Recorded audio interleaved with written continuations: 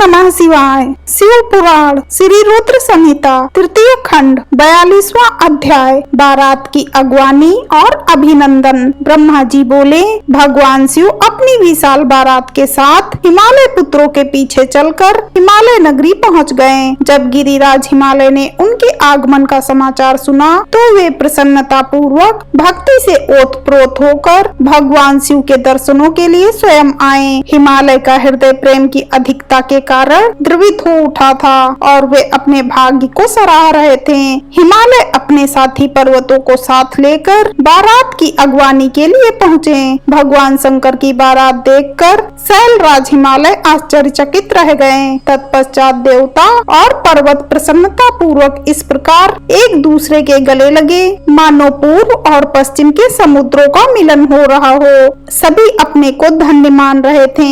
इसके बाद शैलराज हिमालय महादेव जी के पास पहुँचे और दोनों हाथ जोड़कर उनको प्रणाम करके स्तुत करने लगे। सभी पर्वतों और ब्राह्मणों ने भी शिव जी की वंदना की। शिव जी अपने वाहन बैल पर बैठे थे।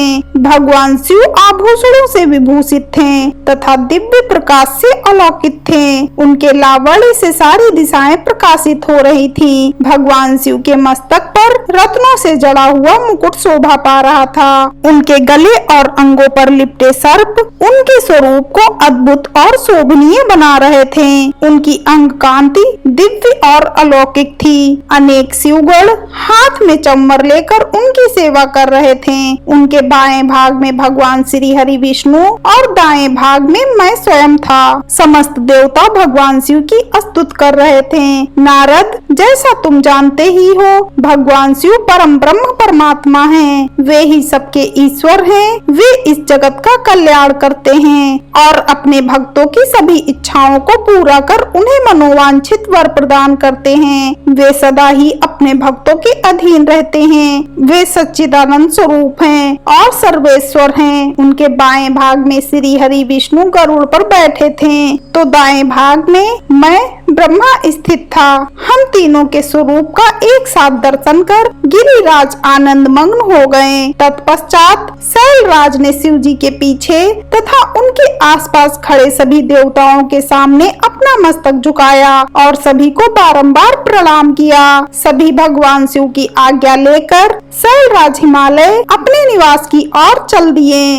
और वहां जाकर उन्होंने सभी देवताओं, ऋषि मुनियों एवं अन्य बारातियों के ठहरने की उत्तम व्यवस्था की। हिमालय ने प्रसन्नता पूर्वक अपने पुत्रों को बुलाकर कहा कि तुम सभी भगवान शिव के पास जाकर उनसे प्रार्थना करो कि वे स्वयं अति शीघ्र यहाँ पधारें। मैं उन्हें अपने भाई बंधुओं से मिलवाना चाहता हूँ। तुम वहाँ जाकर कहो कि मैं उनकी यहाँ प्रतीक्षा कर रहा हूँ। अपने पिता गिरिराज हिमालय की आज्ञा पाकर उनके पुत्र उस ओर चल दिए जहाँ बारात ठहरने की व्यवस्था की गई थी। वहाँ वे भगवान शिव के पास पहुँचे। प्रणाम करके उन्होंने अपने पिता द्वारा कही हुई सभी बातों से शिव जी को अवगत करा दिया।